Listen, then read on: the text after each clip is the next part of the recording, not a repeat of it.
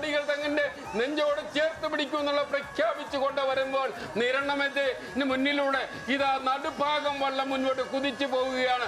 1982 സ്വതന്ത്ര ഭാരതത്തിന്റെ പ്രധാനമന്ത്രി ഈ നടുഭാഗത്തിന് മുമ്പുണ്ടായിരുന്ന നടുഭാഗം വള്ളത്തിൽ ചാടിക്കേറി വള്ളംകളിയുടെ തലതൊട്ടപ്പൻ എന്ന് വിശേഷിപ്പിക്കുന്ന നടുഭാഗം ചുണ്ടൻ ഇതാ പുന്നമടക്കായൽ നിരണത്തെ വിറപ്പിച്ചുകൊണ്ട് കടന്നു വരികയാണ്. സുന്ദരമായ മത്സരത്തിലൂടെ ഏതാണ്ട് വ്യക്തമായ ആധിപത്യത്തിലൂടെ നടുഭാഗം മുൻപോട്ട് കുതിക്കുകയാണ്. ഇല്ല, നിരണമുണ്ട്, നിരണവും നടുഭാഗവും ഇനി അന്ത്യ നിമിഷത്തിൽ ഒരു ഫിനിഷിംഗ് ടച്ച് കുട്ടനാട്ടുകാരുടെ മനസ്സിലുണ്ടെങ്കിൽ ആ ടച്ചിലേക്ക് പോകുമ്പോൾ ആഞ്ഞു കുത്തി വലിച്ചുകൊണ്ട് രണ്ട് ചുണ്ടൻ വള്ളങ്ങളും കടന്നു വരുമ്പോൾ ഇതാ വലിയ നടുഭാഗം മുൻപോട്ട് കുതിക്കുമോ, നിരണം കുതിക്കുമോ, ഫിനിഷിംഗ് ടച്ചിലേക്ക് ഇതാ നടുഭാഗം നിരണം, നടുഭാഗവും നിരണം, നടുഭാഗം നിരണം, നടുഭാഗം.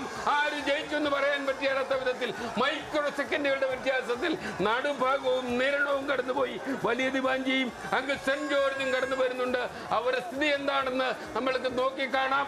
എന്തായാലും നടുഭാഗവും നിരണവും കേരളത്തിലെ ജലോത്സവ പ്രേമികൾ എഴുതി വെച്ച രണ്ട് പേരുകൾ രണ്ട് മത്സരങ്ങളായി പുന്നമുടക്കായലിലെ കുഞ്ഞോളങ്ങളെ വെട്ടിപ്പുളർന്ന് തല പിളർത്തി എറിഞ്ഞുകൊണ്ട് കടന്നു പോകുമ്പോൾ ഇവിടെ കൂടി നിൽക്കുന്ന ആയിരങ്ങൾ പതിനായിരങ്ങളുടെ നെഞ്ചകം ആവേശം കൊണ്ട് തുള്ളിച്ചാടിയെങ്കിൽ വീർപ്പ് മുട്ടുന്നവർ ഇതാ വെള്ളത്തിലിറങ്ങി നിന്ന് വള്ളംകളി കാണുന്നവർ, വള്ളംകളിയുടെ ചരിത്രം പഠിച്ചിട്ടുള്ളവർ, വള്ളംകളിയെ ആവേശമാക്കി മാറ്റിയിട്ടുള്ളവർ, വള്ളത്തിന് വേണ്ടി ഈ ആഞ്ഞിലിത്തടിയിൽ പണിതിറക്കിയ ഈ വള്ളത്തിന് ആത്മാവും രക്തവും ജീവനും പകർന്നു നൽകി ഇതിനെ ജീവനുള്ള വസ്തുവായി കരുനാഗമായി പായിക്കുന്നവരാണ് കുട്ടനാട്ടുകാർ. അത് അക്ഷരാർത്ഥത്തിൽ ശരിയാണ്.